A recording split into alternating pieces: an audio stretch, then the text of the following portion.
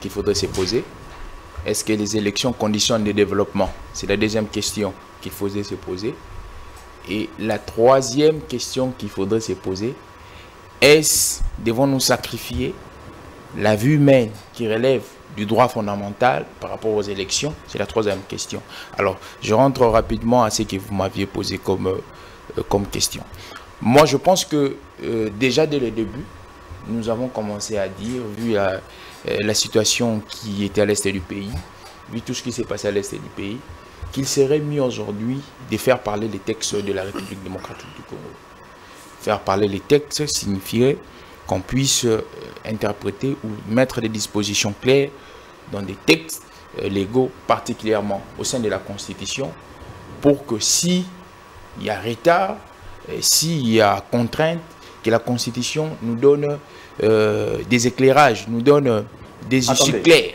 La Constitution est censée... Vous parlez de la révision de la Constitution. J'ai dit ici, déjà si vous m'amenez dans votre chemin de la révision constitutionnelle, c'est pas un péché. Oui, c'est pas un péché. C'est pas un péché. Non, non, vous avez dit. Oui, vous avez dit quoi? Oui, je vais dans cette démarche-là. Je vais dans cette démarche où il faut faire parler les textes, clairement. Quel aspect par exemple, vous voyez par exemple, je vais prendre l'article 70 et l'article 76.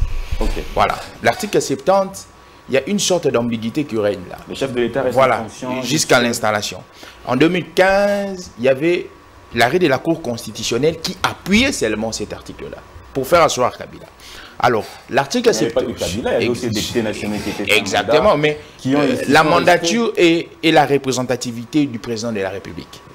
Alors, quand on parle d'un mandat, on voit le numéro 1. Alors, vous voyez par exemple l'article 76.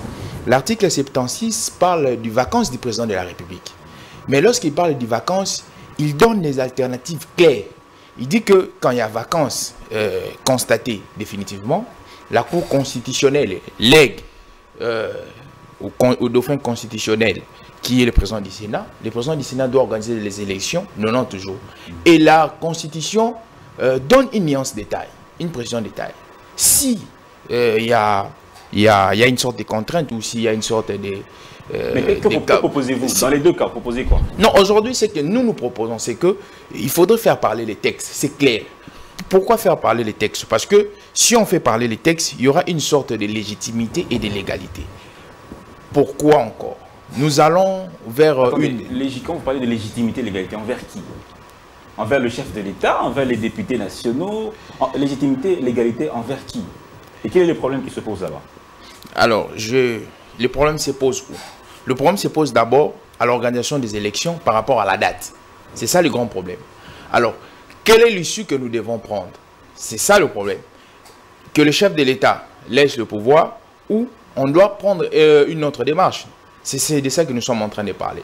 Alors, pour essayer de ne pas, comment dirais-je, illégaliser les chefs de l'État ou illégitimer, nous pensons qu'il faudrait que les textes parlent. Les textes, c'est le seul moyen qui va ouvrir le chemin, c'est le seul moyen qui va faire asseoir les institutions en place. Vous voyez par exemple,